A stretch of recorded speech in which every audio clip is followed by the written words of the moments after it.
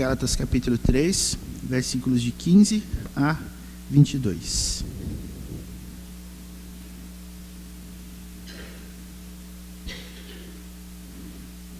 Assim nos diz a palavra do Senhor. Irmãos, falo como homem. Ainda que uma aliança seja meramente humana, uma vez ratificada, ninguém a revoga ou lhe acrescenta alguma coisa. Ora, as promessas foram feitas a Abraão e ao seu descendente. Não diz, e aos descendentes, como se falando de muitos, porém como de um só, e ao teu descendente que é Cristo. E digo isto, uma aliança já anteriormente confirmada por Deus, a lei, que veio 430 anos depois, não a pode abrogar, de forma que venha desfazer a promessa. Porque se a herança provém de lei, já não decorre de promessa, mas foi pela promessa de Deus que Deus a concedeu gratuitamente a Abraão. Qual, pois, a razão de ser da lei? Foi adicionada por causa das transgressões, até que viesse o descendente a quem se fez a promessa, e foi promulgada por meio de anjos pela mão de um mediador.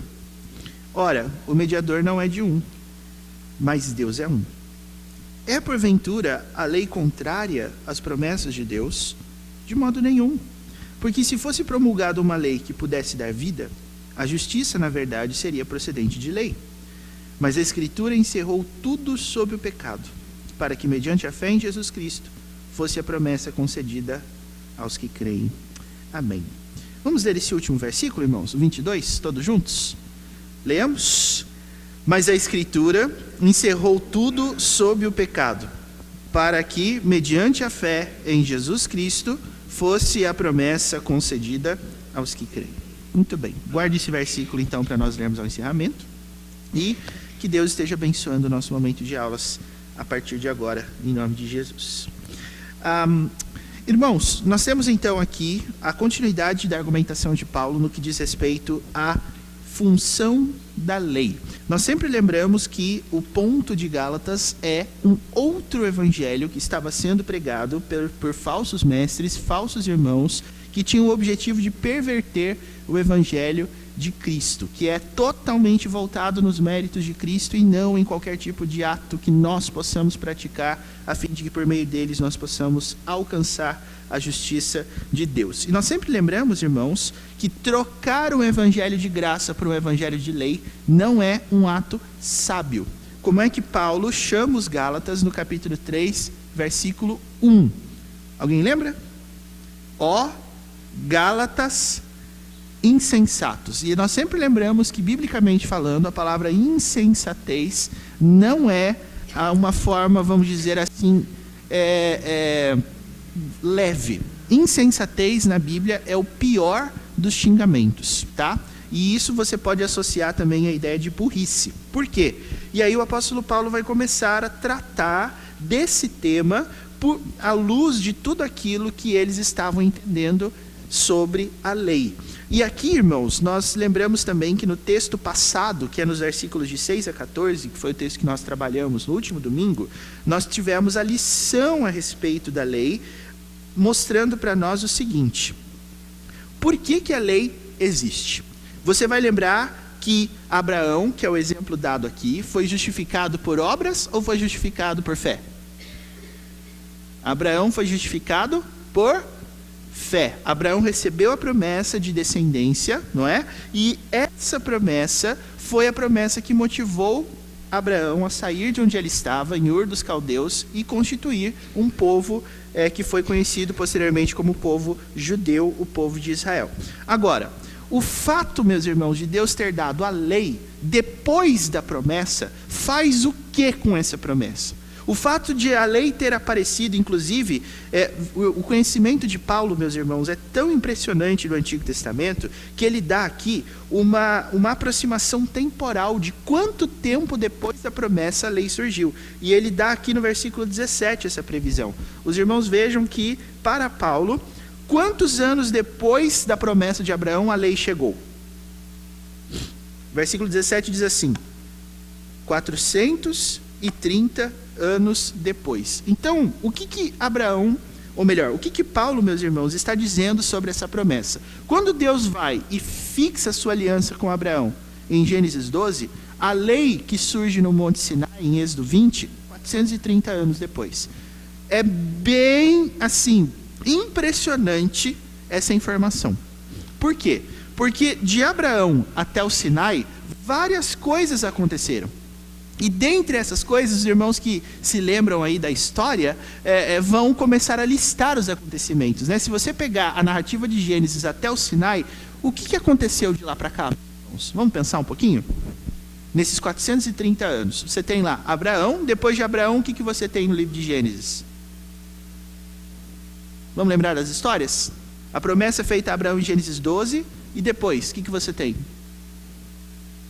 Quais histórias estão até o Monte Sinai? Você se lembra? Nascimento de Isaac, depois a tentativa de sacrifício de Isaac em Gênesis 22, depois você tem o quê? Nascimento de Jacó e Esaú, a briga que eles tiveram, Jacó lutando contra Deus, que em Gênesis 32, que é uma das histórias mais impressionantes do Antigo Testamento. Depois disso você tem o nascimento dos 12 filhos, o nascimento de José, a história de José, que é a última grande história do livro de Gênesis, que é do capítulo 37 até o 50. E aí você tem o povo no Egito sob José. Morre o faraó, que era o faraó da época de José, levanta-se outro, e aí o povo sai porque estava sendo escravizado fortemente, porque havia se multiplicado bastante no Egito. Então, esse intervalo, irmãos, 430 anos, segundo o historiador, segundo o estudioso Paulo. E aqui, irmãos, isso tem uma relevância para nós no seguinte sentido. Antes de existir a lei, como é que Deus tratava a questão do pecado? Porque, por exemplo, eu sei que é pecado, vamos dizer assim, adulterar, porque existe um mandamento que diz, não adulterarás. Antes desse mandamento surgir no Sinai, como é que a gente sabia o que era pecado e o que não era?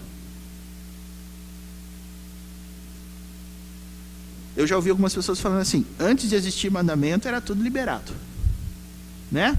Podia tudo. Podia casar com a irmã, podia ter 2 mulheres. Agora, quando a lei veio e proibiu essas práticas, aí não podia mais. Irmãos, antes da lei surgir, existia pecado? Antes de ter lá os mandamentos, 430 anos antes, vamos assim dizer, existia pecado? Mas como se não tinha lei?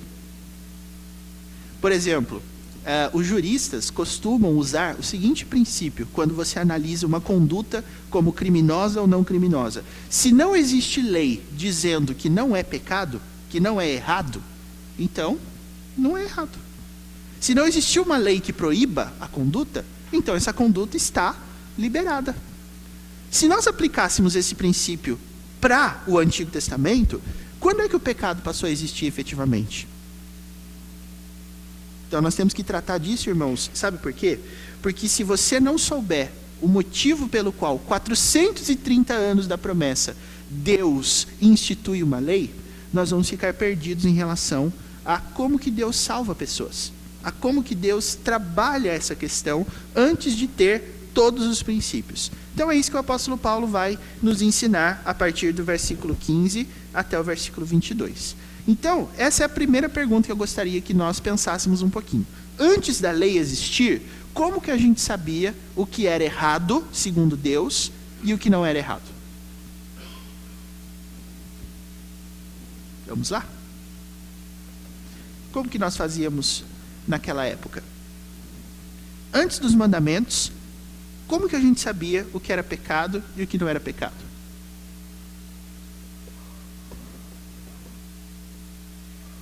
Alguém tem uma teoria? Ou uma ideia?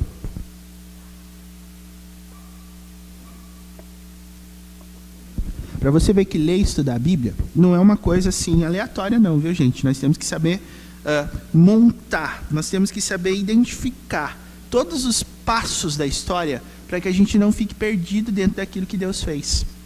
Eu já vi, por exemplo, olha como as pessoas são criativas, né? Uma vez, eu me lembro que naqueles programas de igreja que tem na televisão, assim, tem uma igreja que estava fazendo um programa desses famosos, que eu esqueci o nome, e aí tinha lá um momento de você perguntar as coisas para o pastor. E aí a pergunta que fizeram para o pastor da igreja lá foi assim: antes de Jesus, aonde que as pessoas ficavam quando elas morriam?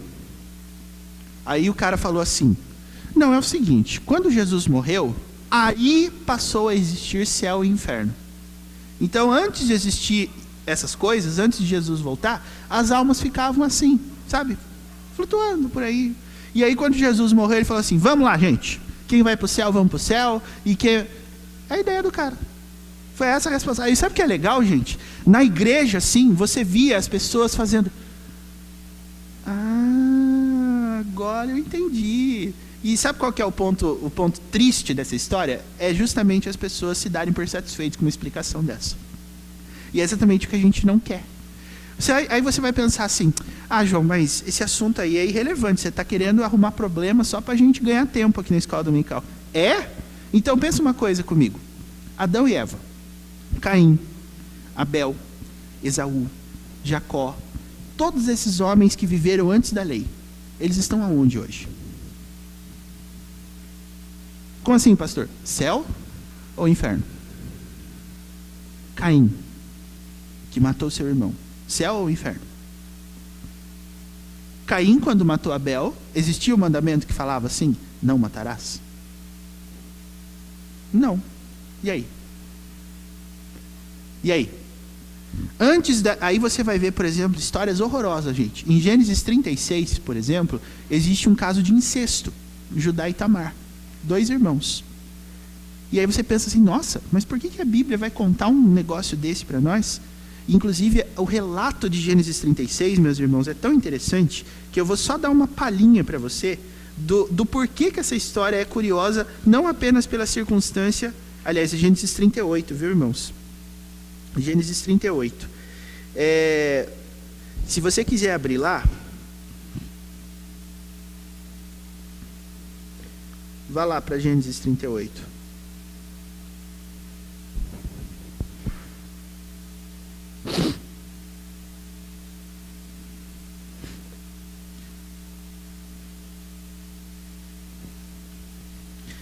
Alguém leia para mim, por favor,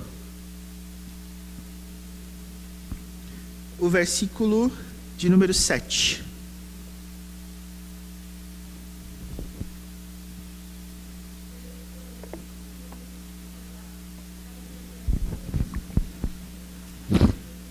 Então, sabe o que aconteceu, meus irmãos? Judá teve um filho chamado Esse era o nome dele. Ele era uma pessoa má. E aí o que aconteceu? Judá se aproveitou do fato de que esse homem chamado era perverso. O Senhor o fez morrer, a gente não sabe porquê. E aí ele começou a fazer o quê?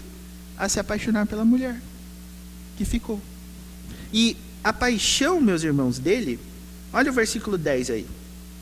Isso, porém, que fazia era mal perante o Senhor, pelo que também a este fez o quê? Morrer. Aí você pensa, como é que Deus olhou para isso e não gostou, sendo que não existia lei proibindo?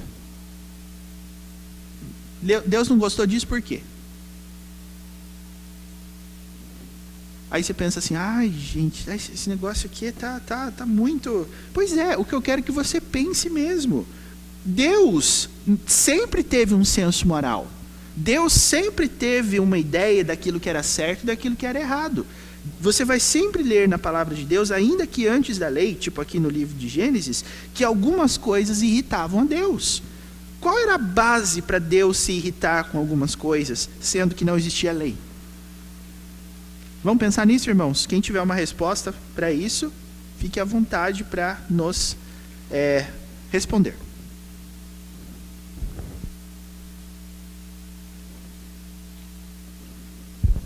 E aí? Você vê? Domingo cedo você acorda e pensa assim: vou para a escola dominical aprender mais da palavra. É isso mesmo. Só que para aprender você precisa girar as engrenagens aí. Ou, como dizia um professor de seminário, você tem que acordar o tico e o teco, né, na cabeça. E fazê-los correr. O que nós temos que pensar a respeito disso, irmãos? Vamos pensar? Vamos pensar? Então, segura a pergunta aí, a gente volta lá para Gálatas e a gente vai pegar o que Paulo vai falar, e aí eu vou tentar responder isso para você ao longo do tempo, tá bom? Vamos lá? Gálatas 3,15, então, o texto está dizendo o seguinte, no versículo 15. O que surgiu primeiro? A promessa de Deus para Abraão ou a lei? O que surgiu primeiro? A promessa, certo? O que o apóstolo Paulo está começando a argumentar com os Gálatas aqui? Olha o versículo 15. Ainda que uma aliança seja meramente humana, uma vez ratificada, ninguém a revoga ou lhe acrescenta alguma coisa. Quer dizer, o que ele está dizendo é assim: quando você faz um contrato, e esse contrato é entre duas partes, aqui ele está falando de acordos humanos mesmo. Quando esse acordo é firmado e as duas partes assinam, ele pode ser alterado? Pode ou não pode? Não pode. E aí ele está dizendo, os acordos humanos não têm essa possibilidade de revogação. E aí você pode pensar em algumas situações jurídicas. Por exemplo, um pastor americano chamado Timothy Keller deu o seguinte exemplo. Digamos que um pai tenha 2 filhos, um rico e um pobre. E o pai escreve no testamento dele assim: já que eu tenho um filho rico e um filho pobre, então quando eu morrer, todo o meu dinheiro vai para o filho pobre, porque daí fica igual. Digamos, meus irmãos, que esse é o acordo. Aí acontece o seguinte: o filho rico perde todo o dinheiro e passa a ser pobre. E o filho pobre ganha, trabalha, começa a trabalhar, começa a se esforçar e começa a ganhar dinheiro a ponto de ser muito mais rico do que aquele irmão era. Qual era o acordo original? O acordo original era que quem ficaria com todo o dinheiro do pai era o filho que, na época do contrato, era o filho pobre. As circunstâncias mudarem, o pobre passar a ser rico e o rico passar a ser pobre, muda o que está escrito no contrato? Muda ou não? Se tivesse um advogado inteligente, talvez ele pudesse pensar assim: não, mas o contrato está escrito o nome do filho ou está escrito filho rico ou filho pobre? Porque se não tiver nome, então, você vê como é que é? A cabeça das pessoas que interpretam o contrato é assim: tentar achar a brecha, tentar achar o ponto onde você pode mudar o jogo a partir de uma interpretação. Irmãos, Paulo está dizendo, contrato é contrato, acordo é acordo. Você acha que se os acordos humanos não abrem essas possibilidades de revogação, um acordo de Deus abriria? Então ele está falando no versículo 16 exatamente isso. A aliança de Deus não poderia ser revogada. E a aliança de Deus, meus irmãos, foi feita para Abraão, no versículo 16, e ao seu descendente. Quem era o descendente de Abraão? Quem era o descendente de Abraão? Olha a resposta de Paulo no versículo 16. Ora, as promessas foram feitas a Abraão e ao seu descendente. Não diz, e aos descendentes, como se falando de muitos, porém como de um só. E ao teu descendente. Para Paulo, quem é esse descendente? Quem é esse descendente? Cristo. Como é que Paulo faz esse salto de Isaac para Cristo?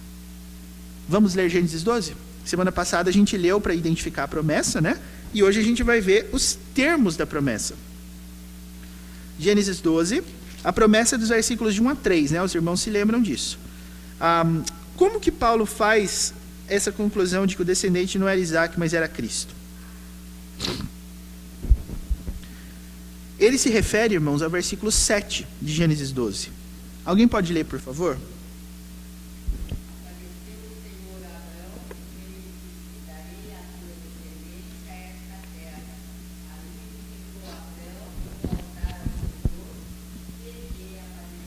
Ótimo. Então veja, a promessa que está registrada é: darei à tua descendência essa terra. Embora no português, meus irmãos, nós tenhamos a ideia de que a tua descendência seja algo plural, a intenção do texto hebraico é comunicar que Abraão teria a concretização da promessa da terra. A promessa lá: sai da tua terra, da tua parentela e vai para a terra que eu te mostrarei. A ideia do texto hebraico é que Abraão recebeu a promessa, mas o seu filho singular é que receberia a concretização dessa promessa. Ok?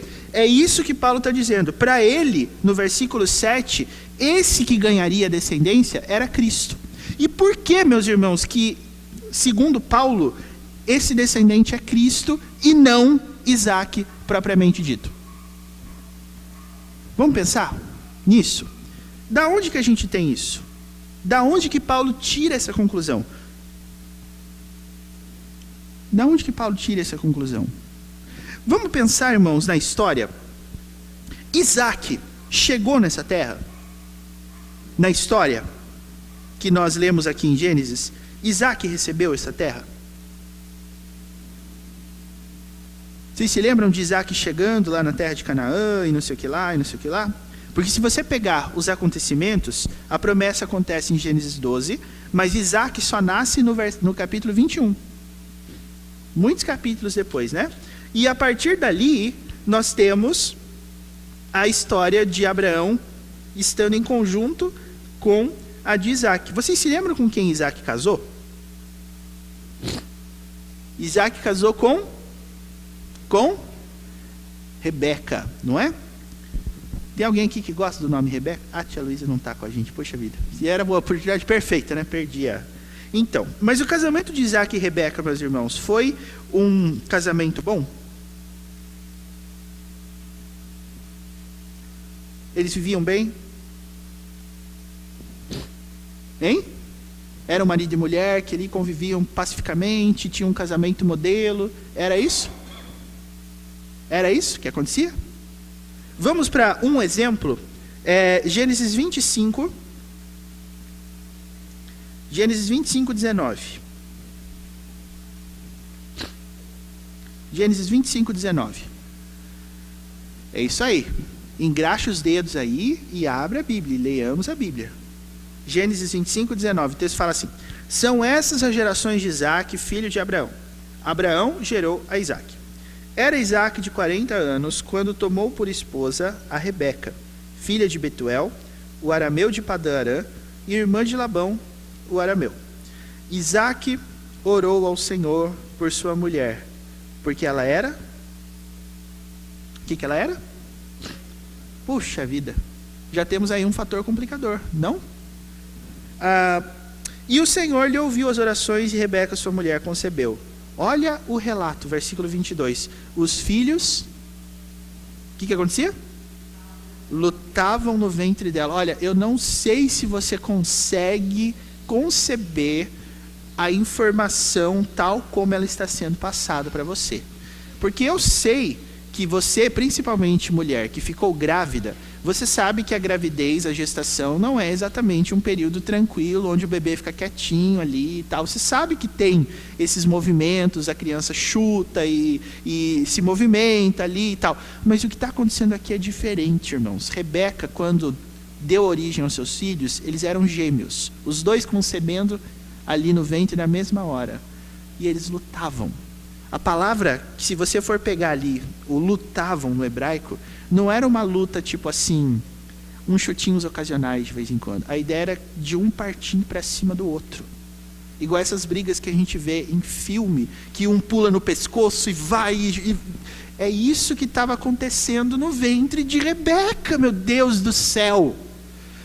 E o que isso significava? Olha o versículo 22. A coisa era tão complicada que Rebeca disse assim, então disse ela, né, no caso, se é assim, por que vivo eu? Você viu só? De um lado, eu fico pensando na cabeça de Deus, irmãos. Deus ouvindo Rebeca dizendo assim, olha, eu sou estéril e eu queria ter filhos. Aí Deus vai lá e dá filhos para ela. Aí os filhos começam a lutar e ela vira para Deus e fala, Deus, assim eu não queria. Eu prefiro morrer se for assim, desse jeito. E aí o que Deus respondeu para ela? Porque o texto diz que ela consultou o Senhor, né? No versículo 22. A promessa de Deus foi assim, ó. Respondeu-lhe o Senhor, 2 nações há no teu ventre. 2 povos nascidos de ti se dividirão. Um povo será mais forte que o outro. E o mais velho servirá ao mais moço. Irmãos, lembra da promessa. A promessa era para o descendente de Abraão, Isaac. Isaac tem 2 filhos. Um caminha numa direção, o outro caminha nessa direção. Perceba a ideia. Os 2 eram beneficiários dessa promessa? Jacó e Esaú? Clara, absoluta e obviamente. Não. Não. E a história, irmãos, fica pior ainda, sabe? O versículo 24 diz que, cumpridos os dias para que desse a luz, eis que se achavam gêmeos no seu ventre. Versículo 25, saiu o primeiro, ruivo, todo revestido de pelo. Devia ser uma criança linda, né? Aí, o versículo 26 fala assim, depois nasceu o irmão. E quando ele nasceu, veja aí o que diz, versículo 26, segurava com a mão o calcanhar de Esaú. Por isso, lhe chamaram Jacó. Você viu que o nome de Jacó foi consequência do calcanhar. Qual que é o significado do nome de Jacó? Enganador. E por que você acha que Jacó teve esse nome? Aí você fala assim, o calcanhar, né? Calcanhar de Aquiles. Gente, isso é lenda grega. Isso está muito distante, mas muito distante da cultura hebraica. Por que você acha que a ideia do calcanhar estava sendo interpretada pelos pais de Jacó como algo ruim? Por causa do relato de Gênesis. A serpente. Este te ferirá a cabeça, e tu lhe ferirás o calcanhar. Ou seja, por que eu estou fazendo esse flashback aqui com você? Para que você entenda que as descendências de Abraão, como um todo, não foram descendências, meus irmãos, exatamente santas. Não foram descendências positivas. Nós tivemos muita briga. Nós tivemos muitos conflitos. Então, o proprietário dessa aliança, o beneficiário principal dessa aliança com Abraão, não poderia ser nenhum dos seus descendentes. Porque faltava a eles, meus irmãos, o ponto principal. Sabe qual era o ponto principal? A terra. Por que você acha que a lei só veio 430 anos depois da promessa? Porque quando efetivamente o povo chegou em Canaã, foi naquele momento. Por que demorou 430 anos para que a terra fosse efetivamente uma propriedade daquelas pessoas a quem foi prometido a eles essa terra? Por causa de um aspecto chamado desobediência. Antes da lei, meus irmãos, qual era o parâmetro de Deus para o certo e o errado? O caminhar em direção à promessa. Sai da tua terra e vai para a terra que eu te mostrarei. O povo foi? Não foi. Não foi. É por isso que você vai perceber que quando o texto narrou quem era Rebeca, disse assim, ela era de Padã Arã. Ela era filha de um arameu. Ou seja, cananeu, arameu é diferente. A ideia aqui, meus irmãos, é isso. Deus fez isso de propósito, porque quando o povo chegou efetivamente em Canaã, foi quando finalmente alguém caminhou em direção lá. Então, a lei servia para quê? E é isso que é interessante. Quando a lei surgiu, quando o povo efetivamente estava lá, por que a lei apareceu? Vamos ver lá em Êxodo agora, irmãos, Êxodo 19. Êxodo 19 é o momento em que Moisés sobe no monte, antes efetivamente de receber a lei.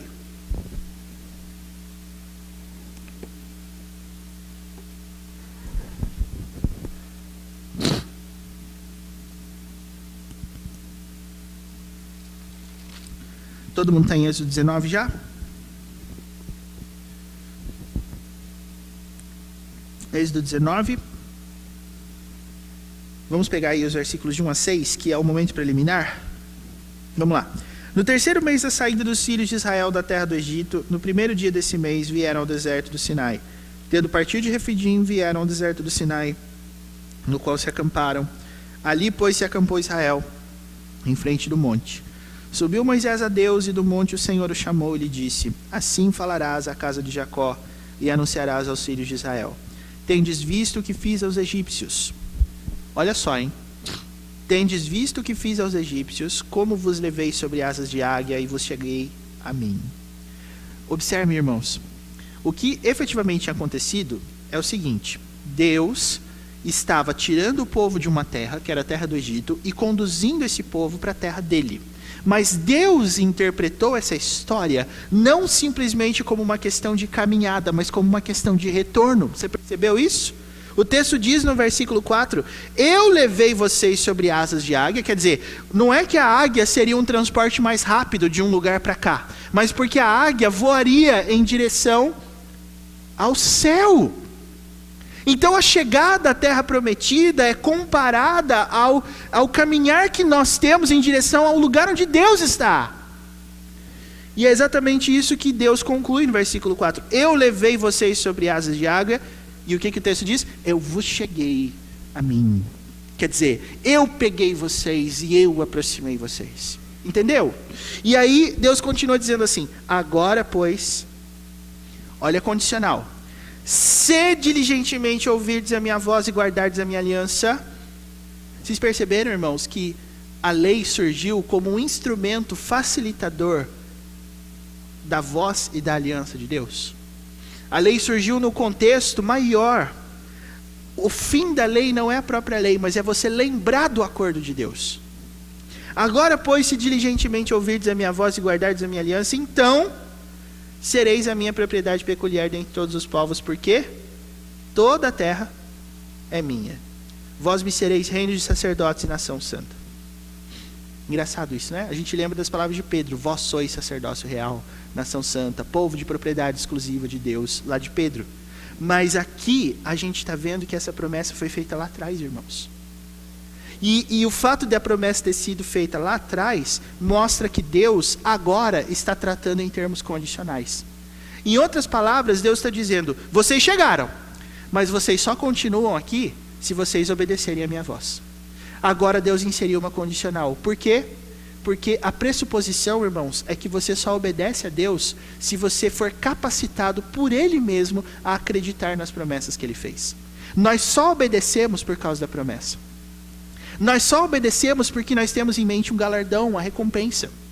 Se você entender que a recompensa da desobediência é melhor do que a recompensa da obediência, você desobedece.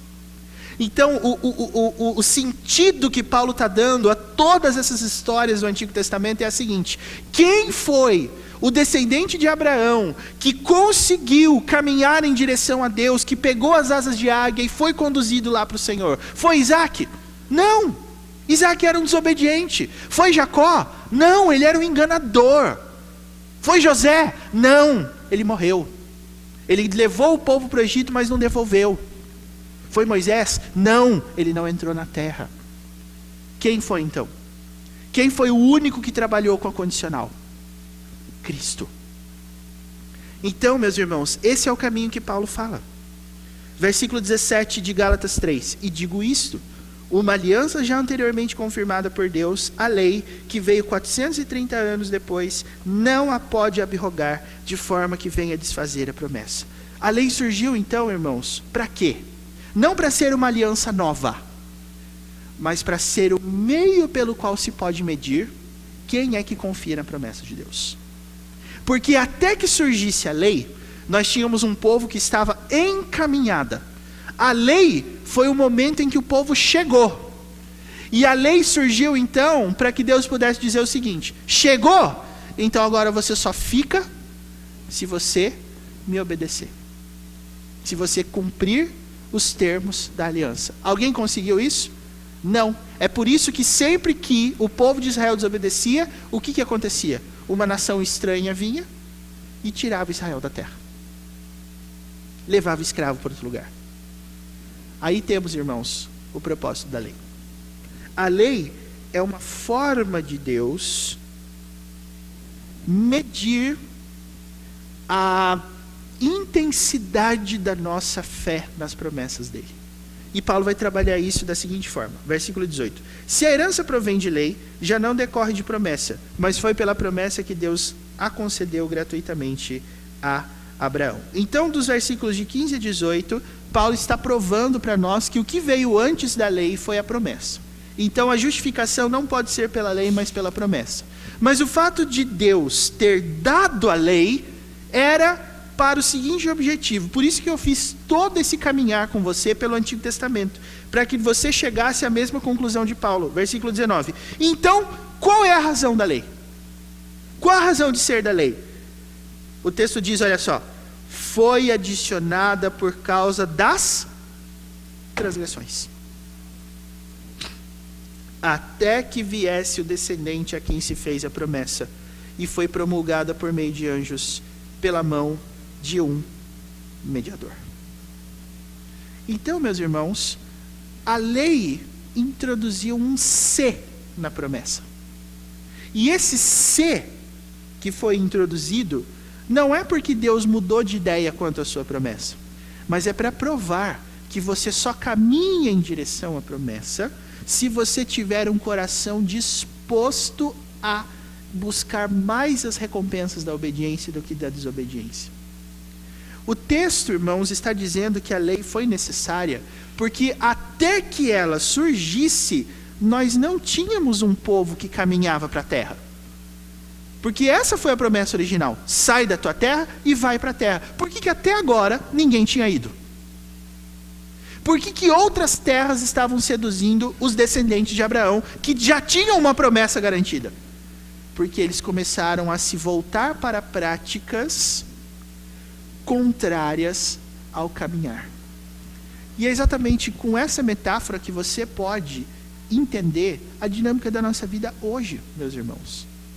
Porque Deus tem para nós uma promessa melhor de vida.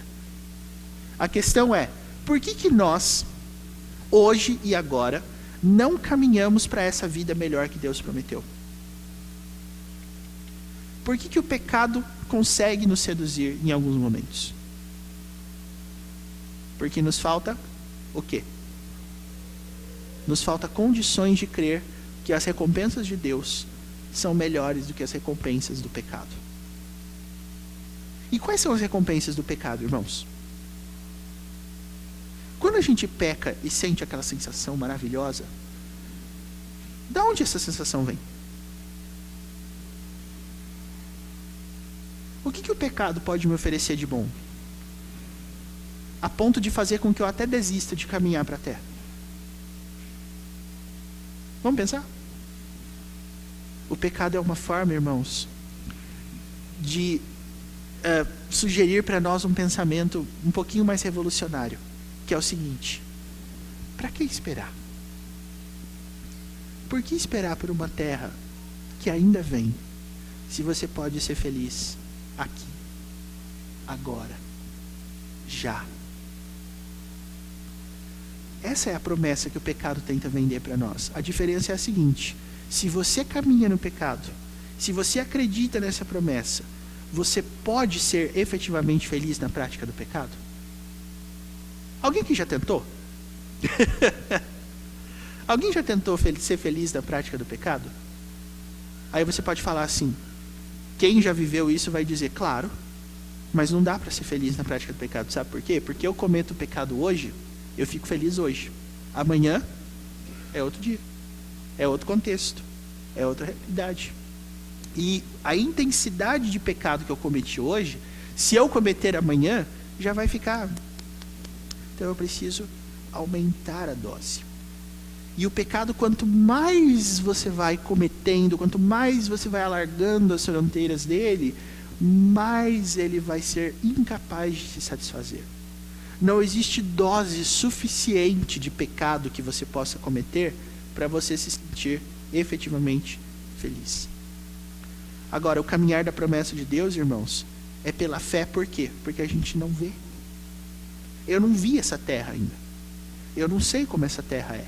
A Bíblia tem algumas descrições, mas a principal dessas descrições é que lá nós não vamos ter o pecado. E por que essa é a principal? Porque quando você começa a caminhar em direção à terra prometida, você começa a perceber que tem algumas coisas que desaceleram o seu passo. E essas coisas estão totalmente relacionadas com esses anseios do agora, do já. Eu preciso de alguma coisa já. Eu não quero ficar esperando. E o pecado vai colocando algumas sugestões na nossa cabeça, do tipo assim, escuta, mas essa promessa aí que você está esperando, ela vem mesmo? Porque até agora ela não veio. Qual que é a garantia que você tem que ela vem? E aí você começa a olhar para o pecado e dizer, não é verdade isso aí. Realmente. A gente não viu nada, não sabe nada, não enxerga nada. Então, será que vem mesmo? Será que é isso mesmo? É por isso que a gente não caminha com asas de águia, irmãos. E as asas de águia, lá de Êxodo, a gente se lembra de um outro texto de asas de águia, não se lembram? Isaías 40. Os que esperam no Senhor renovam as suas forças, subirão com asas como de águia. Quer dizer, por que a gente precisa de forças renovadas, irmãos? Porque a gente deixa de confiar na intensidade da promessa. Foi isso que Deus percebeu. Então a lei surgiu como um indicador do direcionamento da sua caminhada. A lei é condicional porque a promessa demanda fé. Para que você saiba que você tem fé, você precisa provar isso através do ato da caminhada. Se às vezes o povo não caminha em direção a lá, alguma coisa está acontecendo que está impedindo. A isso Deus chamou pecado. E na lei nós temos as várias categorias de pecado. Irmão, vocês entenderam? Porque eu acho que eu fiz umas voltas aqui, mas era necessário. Vocês entenderam a argumentação de Paulo? Do porquê que a lei é necessária, porquê que ela surgiu, que ela não é maior do que a promessa. Deu para entender isso? De verdade? Ficou claro para vocês? Então agora nós vamos entender por que Paulo diz que o descendente é Cristo. Porque Cristo, enquanto ele esteve aqui, ele foi tentado? Ele foi tentado? Sim. Mas ele pecou? Não. Por que Cristo não pecou? Essa é a resposta mais simples, né? Ele não poderia pecar. Ele era Deus, então ele não poderia pecar. Sim, é verdade. É verdade. Mas as tentações de Cristo, irmãos, foram 3 tentações, vocês se lembram? As pedras em pães, o pular do pináculo do templo e o diabo levando para um monte muito alto, mostrou os reinos do mundo e a glória deles, dizendo assim, olha, eu vou dar isso tudo para você, se você me adorar. 3 áreas. Necessidades, vamos dizer assim, o sucesso, o poder. Cristo não aceitou. Por que Cristo não aceitou? Porque Cristo é o nosso exemplo de caminhada. Irmãos, nenhum dos heróis da Bíblia, os humanos, que não são os heróis divinos, não é? São exemplos exatamente de caminhada, porque em alguma dessas áreas eles caíram. Davi um dia não pulou do pináculo do templo, é verdade. Mas ele estava lá, passeando lá no terraço do seu palácio, e de repente ele enxerga uma mulher se banhando. E aí você pensa, gente, Davi acho que tinha um problema, Davi era pervertido. Como é que Davi ficava procurando mulher tomando banho? Não era isso não, viu gente? É que naquele tempo não existia banheiro, naquele tempo não existia chuveiro, então as pessoas precisavam se banhar nas partes de trás da casa, onde você tinha ali uma cisterna, um poço, para que acontecesse ali, não somente o banho, mas o momento em que você vai para se aliviar, suas necessidades e tal. Não era que nem é hoje, porque hoje, se fosse nos tempos modernos, você poderia imaginar Davi com um binóculo na frente lá do seu palácio, fazendo assim, procurando. Não era isso que Davi estava fazendo. É que coincidiu de o terraço de Davi ficar exatamente, ele conseguia enxergar exatamente essa parte da casa lá, de Batseba e Urias. Aí ele gostou do que ele viu. E ele gostou da mulher a tal ponto de chamá-la para morar com ele. Davi preparou lá o esqueminha dele. Aí você pensa assim, esse Davi, viu? Esse Davi é muito sem vergonha. Esse Davi não tem jeito. Então agora pensa você. Você está indo lá na sua caminhada, você está caminhando para Jerusalém, você está indo lá para Jerusalém, você está caminhando em direção a Jerusalém, aí alguma coisa te para o olhar. Você está caminhando olhando para lá, daí de repente você... tem alguma coisa aqui. Essa é a história da nossa vida, irmãos. Mas essa não foi a história da vida de Cristo. Por isso que ele é o descendente. Porque ele foi o único que chegou. Cristo não foi atraído em nenhum momento pelas questões relacionadas aos desejos da carne. Ele foi tentado, mas ele não caiu. Então, tudo que aconteceu na vida das pessoas do Antigo Testamento inteira não aconteceu com Cristo. Cristo é o nosso exemplo de fé, portanto, meus irmãos. Como é que o livro de Hebreus define fé mesmo? É a certeza das coisas que se esperam e a convicção dos fatos que se não veem. Quer dizer, Cristo era a pessoa que encarnou isso da seguinte forma: existe uma terra? Existe. Quais são os momentos da sua vida, irmão e irmã, onde você duvida que existe uma terra prometida? Quando é proposto a você uma possibilidade mais rápida de realização pessoal, por meio do pecado. Quando a oportunidade é plantada na sua porta, dizendo assim, ó, tá aqui, é só ir. Esses momentos você pensa assim, mas quer dizer então que eu não tenho garantias de uma nova terra, de um novo céu, e eu tenho uma oportunidade aqui na minha frente. Então, novo céu e nova terra, oportunidade na minha frente. Vamos pensar. É por isso, irmãos, que as promessas de Deus, principalmente aquelas a Josué, que a gente lembra, né? Você tem que permanecer no caminho que foi traçado para você e não se desviar nem para a direita, nem para a esquerda. A ideia era essa aqui, irmãos. Era essa aqui. Sempre foi essa aqui.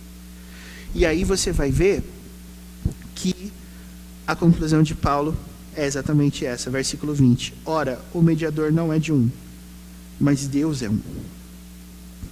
É porventura a conclusão dele: a lei contrária às promessas de Deus? Paulo diz, de modo nenhum. Por quê? Porque se fosse promulgada uma lei que pudesse dar vida, a justiça, na verdade, seria procedente de lei. Então é interessante a gente pensar que a promessa foi uma afirmação: sai da terra e vai para outra. Quando a lei surgiu, passaram a ter as condicionais: se obedeceres, se aceitares. Quer dizer que Deus então mudou de ideia? Ele passou a requerer agora a obediência e não a fé? Não. Irmãos, a lei serviu para que Deus pudesse medir no povo a intencionalidade deles de caminhar. Vocês entenderam o que eu acabei de falar? A lei serviu como um instrumento de Deus para medir a disposição das pessoas em caminhar em direção à promessa. Porque se as pessoas não saíam de onde elas estavam e não estavam caminhando em direção a Jerusalém física, no caso aqui do Antigo Testamento, é porque elas começaram a caminhar por outras terras. E o que faz a gente não caminhar para onde Deus quer que a gente vá e começar a flertar com outras cidades? É isso que Deus fez com a lei, o pecado. Versículo 22. A Escritura encerrou tudo sobre o pecado, para que mediante a fé em Jesus Cristo fosse a promessa concedida aos que creem. Então, irmãos, por que o objeto da nossa fé é Jesus Cristo? Porque seria muito fácil a gente simplesmente botar Cristo na história aqui, né? Mas por que o objeto da nossa fé é Jesus Cristo e não Davi? É Jesus Cristo e não Moisés. É Jesus Cristo e não Abraão. É Jesus Cristo e não Isaac. A resposta, com base nesse argumento, é porque nenhum deles chegou. Você conhece algum exemplo de alguém que tenha chegado na terra e ficado lá? As histórias do Novo Testamento e do Antigo mostram que ninguém chegou, mas Cristo chegou. Por isso que Ele é o nosso exemplo. As histórias mostram as pessoas caminhando até bem, mas chegou um momento, caiu. Moisés mesmo, gente, pensa. Moisés estava lá, liderando um povo rebelde que não queria ir, e de repente Deus fala para ele assim: vai lá e conversa com a rocha, e aí vai sair água da rocha, e o povo que está reclamando vai matar a sede. Moisés vai lá e dá 3 varadas da rocha. Por causa disso, Deus o impediu de entrar na terra. Esse é o ser humano. Num momento de, vamos dizer assim, que a gente irrompe ali em raiva ou em algum sentimento desse, a gente põe tudo a perder. E aí, foi exatamente esse o castigo de Moisés. Ele subiu lá no Monte Alto, ele viu a terra de longe e morreu. Nenhum desses exemplos, irmãos, chegou. Cristo chegou. Porque Cristo nos ensinou que o motivo pelo qual nós não chegamos é o pecado. O que é que mede o pecado, o nível de pecado dentro de você? É a lei. É por isso, irmãos, que a Bíblia diz que a lei do Senhor é perfeita e restaura a alma. O testemunho do Senhor é fiel e dá sabedoria aos simples, Salmo 19:7. Porque a lei vai te dar exatamente quais são os pontos nos quais você está caindo. A lei tem vários mandamentos, não tem? Não matarás, não adulterarás, não dirás falso testemunho. Nós temos várias categorias de pecado. Então você deve usar a lei desse modo. Ora, onde estão as principais fontes de tentação que eu tenho? É por isso que hoje eu posso falar para você e você pode falar para mim, olha, eu sou suscetível a tal área. Eu tenho problemas em tal área. Isso é a bênção de Deus, irmãos, através da lei. É você usando a lei a seu favor. É você que está caminhando, usando a lei como diagnóstico para você perceber em quais pontos você está direcionando o seu olhar para um outro lugar. A lei não é instrumento de salvação e não pode ser, porque ela serve justamente para mostrar o tamanho do nosso pecado. Mas para o salvo, a lei é o nosso direcionamento. Porque a lei vai ser usada por Deus para nos mostrar onde estão os nossos problemas principais. Então você pode olhar para os mandamentos, não naquela perspectiva assim, eu preciso cumprir todos. Você não vai cumprir. Mas quando você começar a fazer essa análise honesta, pega lá os 10 mandamentos, você vai começar a olhar para a lei e dizer assim, não dirás falso testemunho. Por que eu tenho problema com isso? Não adulterarás. Por que eu tenho problemas com isso? Lembra-te do dia de sábado para o santificar. Por que mesmo que eu não tenho tempo de ir na igreja no domingo? Qual que é o meu problema? É claro, irmãos, que a resposta é o pecado. Mas o pecado se materializa de formas diferentes na vida do ser humano. O pecado se materializa de formas distintas no nosso caminhar. O pecado que você tem pode ser um pecado que eu não tenha, e assim por diante. É claro que, essencialmente falando, a gente não está falando de pecados mais graves, de pecados. Não é para você olhar a lei e falar assim, pecadinho, pecado, pecadão. Não é isso. Mas é para você olhar assim, esse mandamento aqui está sendo difícil para mim. Por quê? O meu problema está aqui. Por que eu tenho problemas com isso? E olha, a lei vai te dar um elemento mais, vamos dizer assim, mais sólido para você começar a observar algumas coisas, porque a questão aqui, irmãos, não é você dizer simplesmente assim, eu tenho problemas com a mentira, mas você vai começar a pensar, por que mentira? Não é uma questão de você falar assim, eu tenho problemas com honrar pai e mãe, mas por quê? Começa a pensar, por que esse pecado e não outro pecado são os focos onde isso se manifesta mais frequentemente na sua casa, na sua família? É para isso que serve lei. Você não vai ser justificado com base na lei, mas a lei vai te ajudar a entender o que está atrasando o ritmo da sua caminhada cristã. E é por isso, irmãos, que a gente não vai olhar para a lei e vai dizer assim, eu preciso obedecer os 10 mandamentos. Você não vai obedecer, tá? Você não vai obedecer. Eu não vou, você não vai, ninguém vai. Só Cristo vai. Só Cristo obedeceu. Mas você pode olhar para isso e começar a pensar. Por que o seu problema é com a mentira? Por que o seu problema é com o falso testemunho? Por que o seu problema é com honrar pai e mãe? Por que o seu problema é o essencial? Não terás outros deuses diante de mim. Por que o seu problema é com a cobiça? Por que você não tem problemas com o adultério, vamos dizer assim, mas você tem problema com a mentira, com a fofoca, com o falso testemunho? Por quê? A lei vai te dar as condições de identificar aonde estão os seus problemas na caminhada. É isso, irmãos, que Paulo conclui. É para isso que serve a lei. A lei surgiu depois, para que o povo pudesse ter elementos. E é exatamente isso, irmãos, que faz com que Deus tenha usado esse método. Até a lei surgir, existia um ponto: caminhar em direção à terra. As pessoas não estavam caminhando. Deus então dá a lei, porque daí toda vez que o povo ia para um outro lugar do mundo, saía lá da terra deles, Deus dizia, você sabe por que vocês foram? Por causa da idolatria. Deus começava a dar nome. Deus começava a dizer, é por causa da idolatria, é por causa da desobediência, é porque vocês se esqueceram da minha aliança, é porque isso já estava consignado. É por isso, irmãos, que o pecado não é simplesmente um ato aleatório assim, que você de repente vê as coisas desabando na sua vida espiritual e você não sabe de onde está vindo tanto ataque. Sabe sim, a lei está ali para isso. A lei está ali para dizer, Lembra daquela hora em que você encontrou tal coisa? Então é isso. Você precisa consertar isso. O seu problema é esse. Deus nunca é genérico, irmãos, quando Ele pune o seu povo.